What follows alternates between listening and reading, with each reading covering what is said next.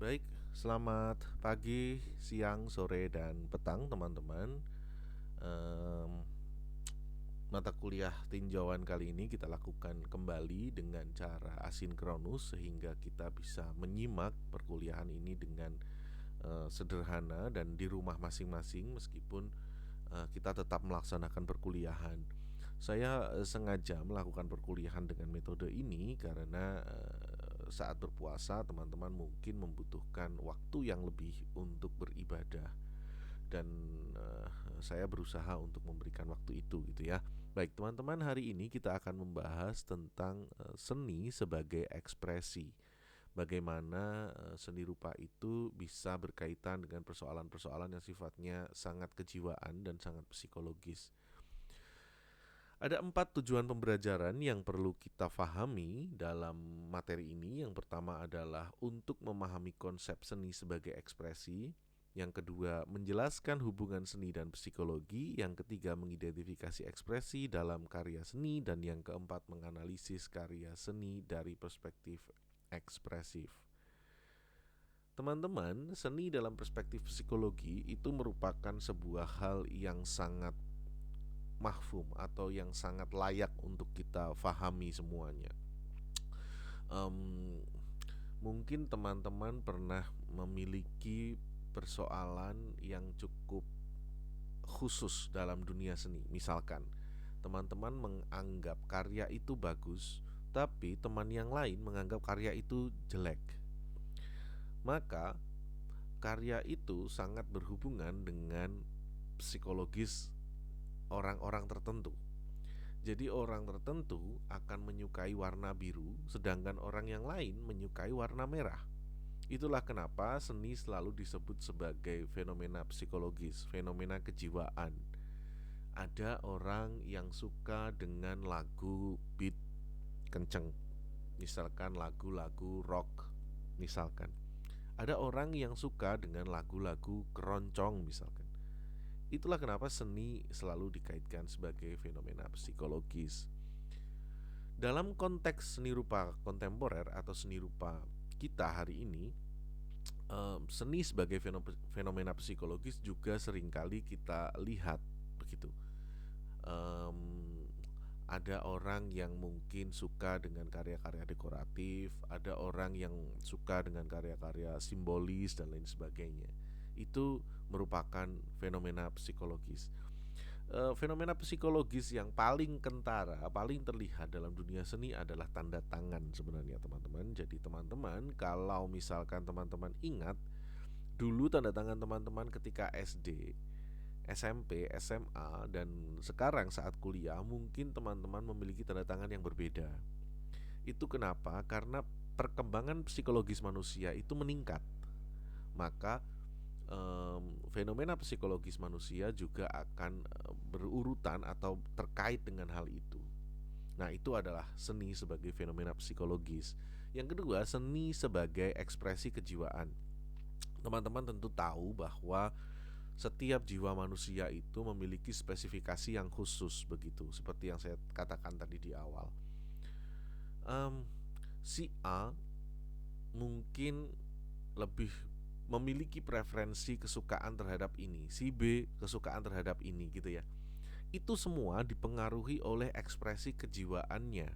Misalkan manusia itu um, sedang marah, si A sedang marah, maka ekspresi kejiwaannya akan sangat menggebu-gebu. Garisnya dibuat sangat tegas, garisnya dibuat sangat ekspresif marah begitu. Lalu satu lagi ada manusia atau orang yang sedang sedih misalkan, habis diputusin pacar misalkan. Maka karyanya akan berhubungan dengan sesuatu yang melankolis. Garisnya pelan, lalu kemudian tarikan-tarikan garisnya itu sangat soft gitu ya, ringan gitu.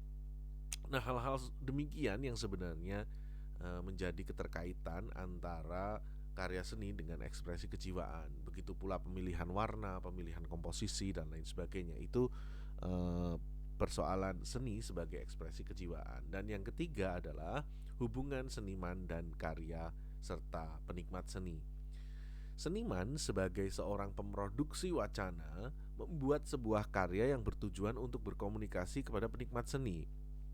Nah, persoalannya di sini adalah ketika seniman itu memiliki perspektif psikologi yang berbeda dengan penikmat seni, apa yang harus penikmat seni lakukan? Apa yang harus setiap seniman lakukan? Apakah seniman itu harus menyesuaikan secara psikologis kepada apresiatornya atau penikmat seninya, atau berbeda? Penikmat seninya harus menyesuaikan secara psikologis dengan senimannya atau dengan karyanya begitu. Namun ada seorang ahli seni bernama saya lupa namanya, namanya adalah Walter Benjamin. Seorang Walter Benjamin itu menyatakan bahwa sebenarnya aura seni itu sangat terpengaruh dari kondisi kejiwaan seseorang gitu. Nah, penikmat seni juga akan bisa menikmati ketika orang itu memposisikan diri sebagai seniman atau justru tidak, karena ada seorang ahli yang lain, ahli seni yang lain yang menyatakan bahwa the death of author, ya, ini yang ngomong sebenarnya adalah ahli semiotika bernama bukan Umberto Eco ya, selain Umberto Eco, saya agak lupa. Roland Barthes. Roland Barthes itu menyatakan bahwa sebenarnya uh, ketika melihat karya seni kita dianggap sebagai orang yang memiliki preferensi keleluasaan, kekuasaan untuk mengartikan apapun atas karya seni itu gitu. Maka Roland Barthes itu menyatakan bahwa seni sudah mati gitu ya, author atau penulis sudah mati, kepakaran sudah mati, dan seterusnya begitu. Maka hubungan antara seniman, karya, dan penikmat seni itu bisa sangat dipengaruhi dari persoalan psikologisnya. Jadi bukan dari persoalan konseptualnya, tapi mungkin lebih ke arah psikologisnya. Nah, ketika kita melihat bahwa ekspresi itu sangat berhubungan dengan psikologis, kita perlu mendefinisikan apa itu ekspresi. Ekspresi adalah proses pengungkapan perasaan, ide, dan pengalaman batin manusia melalui media seni.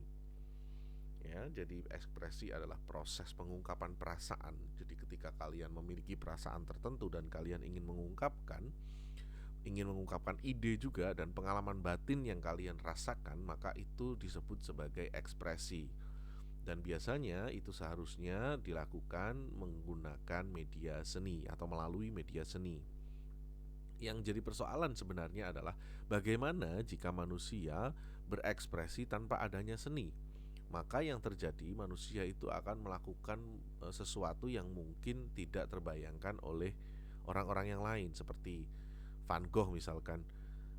Van Gogh ketika sedang marah karena dia merasa dirinya tidak bisa apa-apa, cintanya ditolak oleh perempuan yang dia sangat cintai gitu. Van Gogh memotong telinga kanannya gitu untuk mengekspresikan dirinya. Hal-hal semacam ini merupakan hal yang harus kita hindari, sehingga bagaimanapun juga manusia itu membutuhkan ekspresi. Manusia itu memiliki kehalusan hati, sehingga manusia itu bisa mengekspresikan dirinya untuk menghindari ekspresi dalam bentuk yang lain. Kurang lebih seperti itu, teman-teman. Nah, karena manusia itu sangat berhubungan dengan persoalan ekspresi, maka manusia itu cenderung harus mengekspresikan diri secara bebas begitu.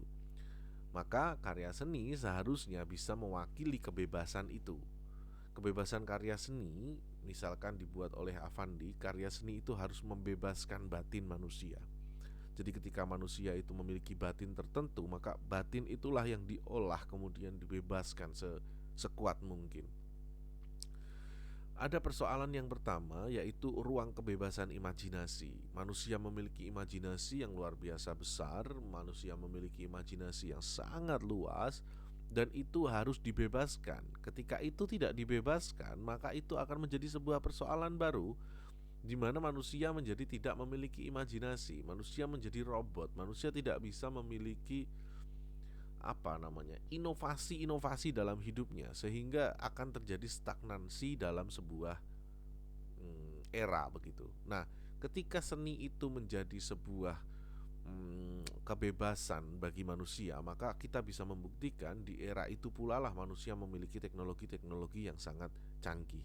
Itulah mengapa kebebasan dalam imajinasi itu sangat dibutuhkan oleh seorang seniman untuk merefleksikan sejauh mana imajinasi yang ada atau yang dibutuhkan atau yang digunakan oleh orang-orang di sekitarnya dalam dasawarsa tertentu.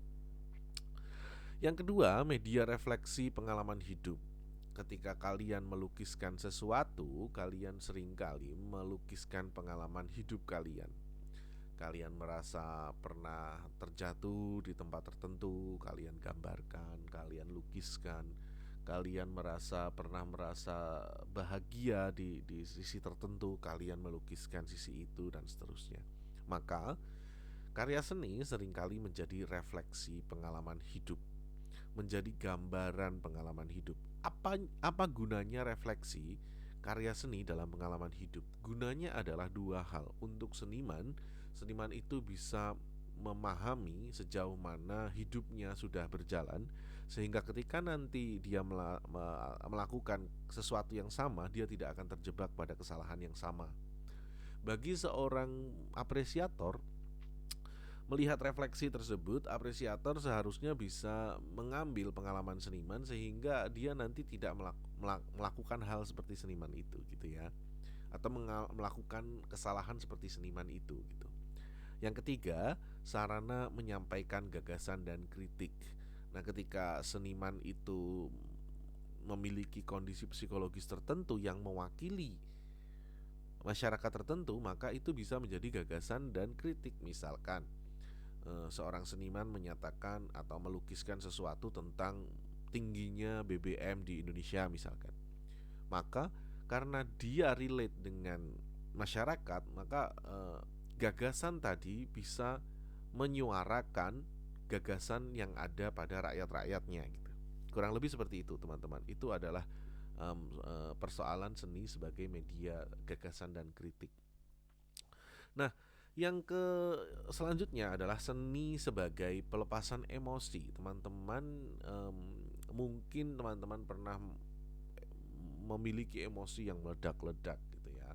Teman-teman pernah mungkin dikhianati pacarnya misalkan gitu ya, atau dimarahi bapak ibunya misalkan, atau keinginan teman-teman tidak di tidak dipenuhi oleh bapak ibu kalian. Kalian mungkin nanti emosi gitu ya. Ada yang di berita itu banyak seperti anak minta motor ninja tidak dikasih terus marah-marah gitu. Ada lagi anak-anak yang putus pacarnya kemudian marah-marah dan lain sebagainya. Jadi daripada marah-marah, kalian sebagai insan seni seharusnya kalian melakukan proses pelepasan emosi. Pelepasan emosi biasa juga disebut sebagai proses katarsis dalam dunia seni rupa. Proses katarsis adalah proses pelampiasan emosional dan ide yang nanti akan membuat karya tersebut khas dengan persoalan emosi yang dirasakan senimannya begitu. Maka katarsis sangat perlu dilakukan untuk melihat sejauh mana kondisi kejiwaan yang kita rasakan begitu. Yang kedua, pelepasan tekanan psikologis. Ketika manusia itu merasakan stres misalkan, maka manusia itu harus melepaskan tekanan psikologis kesetresannya. Dari teman-teman ini mungkin ada yang suka karaoke, ada yang suka main gitar, ada yang suka ajep-ajep, disco misalkan. Ada yang sukanya nonton film, ada yang suka sholat, ada yang suka ke gereja dan lain sebagainya. Nah, itu adalah cara-cara kita untuk melepaskan tekanan psikologis kita. Ketika kita capek, ketika kita lelah secara batin, maka teman-teman bisa melepaskan tekanan psikologis teman-teman. Kalau saya sendiri, saya lebih suka ngobrol dengan teman yang lain gitu ya. Dengan teman yang lain saya ngobrol, kemudian saya akan ngomong apa yang sedang saya rasakan dan lain sebagainya gitu ya. Jadi sehingga pelepasan psikologi saya itu ada yang menanggapi gitu. Yang ketiga adalah refleksi pengalaman batin. Pengalaman batin itu seharusnya tercatat.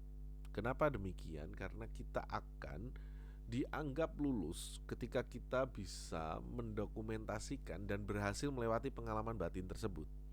Contoh, ketika seseorang itu merasakan lapar yang luar biasa, maka dia seharusnya melukiskan rasa lapar itu, sehingga ketika nanti dia merasakan lapar lagi, dia akan melihat lukisan itu dan mencari bagaimana solusinya begitu. Sehingga pengalaman batiniah itu tertulis. Pengalaman batiniah itu kemudian tertulis dan terklasifikasikan. Itu akan memudahkan kita dalam menjalani hidup. Teman-teman, biasanya refleksi pengalaman batin itu kalau anak-anak tahun 80 90-an itu dilakukan dengan menulis diary, dengan menulis jurnal hari-hari gitu ya.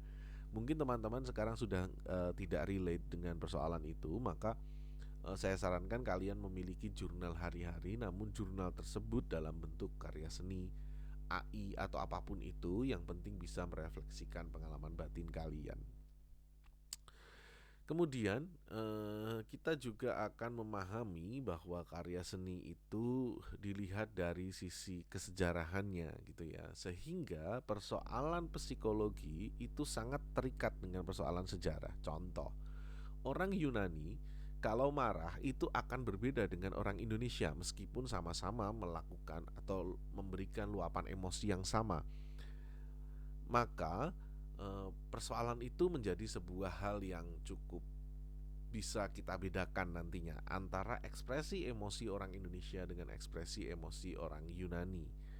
Selanjutnya, pada persoalan tertentu, pada era tertentu, bentuk kemarahan seseorang juga berbeda. Misalkan di era abad pertengahan atau Renaissance, orang Yunani cenderung lebih religius, maka kemarahannya seringkali dianggap sebagai bentuk-bentuk persoalan kesetanan dan lain sebagainya.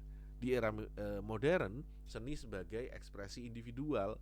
Seni dianggap sebagai ekspresi individual, maka ketika mereka marah dan mengekspresikan dirinya dalam karya seni, itu tidak dianggap sebagai sesuatu yang kesetanan, namun dianggap sesuatu yang sifatnya reflektif. Nah, um, mungkin kita akan lanjut dalam persoalan ini dari sisi beberapa filsuf.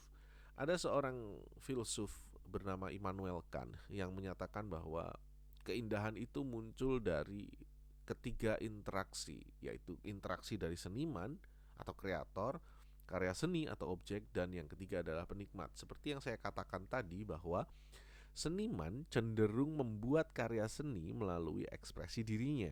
Kemudian karya seni itu cenderung merupakan objek yang sifatnya itu statis, namun apresiator itu sifatnya preventif. Apresiator memiliki cara untuk melihat karya seni itu dari sudut pandang mereka sendiri. Contoh, seorang Iwan Fals menyanyikan lagu berjudul Ibu. Menyanyikan lagu berjudul Ibu. Lalu kemudian lagu itu menjadi karya atau objek karya seni. Apresiator melihat lagu ini atau mendengar lagu ini bisa dia pikirkan sesuai dari pemikirannya. Contoh, ketika ibu tiri, ketika mereka memiliki kesan ibu itu adalah ibu tiri yang galak, yang dan lain sebagainya, maka ibu itu akan selalu menjadi negasi dari apa yang dikatakan oleh Iwan Fals begitu. Tapi ketika kalian itu menganggap ibu itu sangat baik dan lain sebagainya, maka ibu itu akan menjadi pembuktian bahwa kata-kata Iwan Fals itu sangat benar begitu. Nah, maka apresiator itu memiliki pengalaman tersendiri dan mereka memiliki cara sendiri untuk menerima apakah karya seni itu benar-benar sesuai yang dikatakan oleh seniman, atau justru kita sebagai apresiator menolak atas hal itu. Itu adalah um, menariknya karya seni itu di situ gitu ya, persoalan psikologisnya. Nah, pada persoalan seni rupa yang bersifat ekspresionis dalam dunia seni rupa itu, karya seni itu seharusnya menonjolkan emosi ya. Karya seni itu menonjolkan emosi. Kalau teman-teman melihat karya dari Vincent van Gogh yang berjudul Starry Night ya, teman-teman akan melihat satu gundukan hitam yang seperti api, dan ini adalah contoh yang menunjukkan bahwa Van Gogh memberikan ekspresi yang sangat menarik. Kenapa saya tutup di bagian bawahnya? Karena memang di bagian bawah itu menunjukkan lanskap sejarah. Namun justru distorsi dan emosi itu banyak ditunjukkan pada bagian atasnya. Seperti bintang-bintang yang menari ini dibuat oleh Van Gogh untuk menjelaskan bahwa indah sekali fenomena malam itu gitu ya. Lalu yang di sini terlihat seperti api berwarna hitam, ini sebenarnya bukan api, ini adalah bush, ini adalah semak-semak yang ada di sekitar panti rehabilitasi yang dia eh, miliki gitu ya, yang dia tinggali. Nah, panti rehabilitasi itu sebenarnya letaknya itu ada di belakang kos-kosannya. Begitu. Nah, dia menonjolkan bush ini, menonjolkan semak ini untuk memperlihatkan ke orang lain bahwa semak ini merupakan sesuatu yang sangat memorable bagi seorang Van Gogh. Nah, itu adalah menonjolkan emosi. Kemudian mendistorsi bentuk. Kalau kita lihat di sini, bintang-bintang yang berkelipan, dia distorsi sedemikian rupa, Van Gogh stilasi sedemikian rupa sehingga terlihat seperti berdansa. Starry Night-nya itu terlihat seperti berdansa dengan warna-warna dramatis ya, menggunakan warna biru, ungu tua dan lain sebagainya. Dia gunakan warna sedramatis mungkin untuk menggambarkan penonjolan emosi yang ingin dia sampaikan ke masyarakat. Nah, dengan cara ini masyarakat akan memahami apa yang dipikirkan oleh Van Gogh. Maka masyarakat seringkali akan tergiring oleh pemikiran dan fantasi seorang seniman ketika masyarakat tersebut atau ketika seniman tersebut bisa memodifikasi karyanya dengan sebaik mungkin. Nah, tentu persoalan seni selalu berkaitan dengan persoalan psikologis. Karena kita sedang membahas persoalan psikologis, maka seni dan psikologis itu bisa menjadi sebuah cara untuk menyembuhkan sesuatu, atau biasa kita sering katakan sebagai terapi. Teman-teman mungkin sering mendengar terapi um, apa tusuk jarum, ya kan, terapi um, totok totok jari, terapi ikan dan lain sebagainya. Maka terapi ini sebenarnya adalah sebuah cara atau metode untuk menyembuhkan. Begitu pula seni, seni itu sebenarnya merupakan sebuah cara untuk menyembuhkan sesuatu. Karena apa? Karena semua rasa sakit dari diri manusia itu sebenarnya berasal dari otak, berasal dari pikiran. Ketika pikiran itu bisa kita luapkan semuanya, maka orang tersebut cenderung memiliki memiliki pemahaman diri yang lebih begitu. Sehingga apa? Seniman-seniman tersebut ketika mengekspresikan emosi, mereka justru bisa memahami diri. Nah, bagi apresiator yang melihat itu bisa digunakan sebagai salah satu cara untuk memahami diri mereka. Kurang lebih seperti itu, teman-teman. Nah, ekspresi visual dalam seni rupa itu seringkali dikaitkan dengan beberapa unsur rupa seperti garis, bagan, bagannya, kemudian bentuk, warna, tekstur, space atau ruang, value atau uh, hue, value gitu ya, naik turunnya tangga warna gitu ya, dan lain sebagainya. Nah, hal ini seringkali bisa memperlihatkan sejauh mana orang tersebut berekspresi. Kita contohkan, ketika kita marah, maka garis kita cenderung lebih tegas. Maka seringkali garis kita seperti garis lurus dan terkesan tebal. Maka kalau kita marah, seringkali garis kita adalah garis yang paling bawah ini. Kalau kita sedih, cenderung garis kita ada di bagian atas. Ya, oke. Kalau kita marah, benda-benda yang kita buat adalah atau bangun-bangun yang kita buat adalah bangun-bangun yang cenderung lebih tajam. Misalkan seperti segitiga dan lain sebagainya. Kalau kita sedang sedih atau sedang santai, mungkin bangun-bangun yang kita buat adalah bangun-bangun lingkaran atau persegi yang lebih terstruktur begitu. Bentuk-bentuk yang kita buat pun akan lebih terlihat jelas. Warna-warnanya kalau kita marah seringkali menggunakan warna merah gitu ya. Teksturnya nanti akan tekstur yang sangat kasar gitu. Space-nya cenderung lebih terisi penuh dengan value dan kepekatan yang lebih pekat. Biasanya seperti itu, teman-teman. Jadi dari unsur rupa saja kita bisa tahu orang itu sedang merasakan apa sebenarnya. Nah, saya akan contohkan beberapa seniman yang memiliki tingkat ekspresif yang tinggi. Yang pertama tentu saja teman-teman tahu Affandi. Affandi adalah seorang yang memiliki cara mengekspresikan dirinya menggunakan tube. Jadi Affandi itu melukis dengan tube gitu. Tube lukis. Jadi Affandi mengambil kertas tube, mengambil seperti tube itu untuk cat itu, kemudian dia langsung lukiskan dalam kanvasnya. Nah, disitulah Affandi kemudian memperlihatkan betapa ekspresi seorang seniman itu menunjukkan gairah yang luar biasa dalam karya seni. Kalau kita lihat di sini, orang awam akan melihat karya Affandi ini coreng-moreng, jelek dan lain sebagainya. Tapi kalau kita lihat jauh lebih dalam, warna merah itu diletakkan di bagian paling bawah. Artinya Affandi melakukan kemarahan itu di bagian awal-awal karya seninya. Affandi memberikan emosi marahnya di awal-awal karya seninya. Kemudian Affandi menutupnya dengan warna-warna hitam, warna-warna sedikit sendu, sedih. Artinya dia marah, kemudian dia sedih. Setelah dia mengungkapkan itu semua, Affandi menggambarkan warna yang kuning. Artinya Affandi memberikan kebahagiaan. Jadi ketika orang itu setelah marah, setelah sedih, maka akan timbul kebahagiaan.